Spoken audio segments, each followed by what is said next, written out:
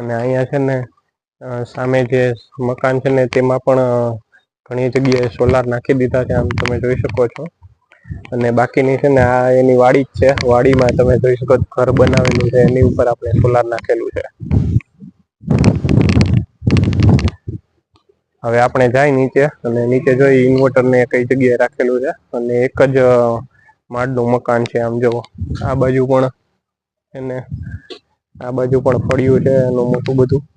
અને આ વાડી જ છે અને અહીંયા છે ને ઢોર ને ગાયું ને એવું બધું રાખેલું છે.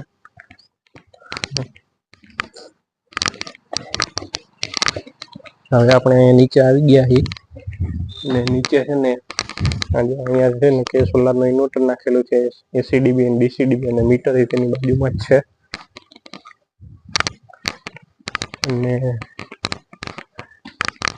આ જે પાઇપ દેખાય છે ને એમાં ડીસી નો વાયર ને અર્થિંગ નો વાયર એ બધો અર્થિંગ નો વાયર અહીંયા આપણે ઉતારી દીધો, કેમ કે આગળ અહીંયા પાઇપ નડે એમ હતો એટલે થોડોક આ બાજુ આપણે અર્થિંગ ઉતારી દીધા છે.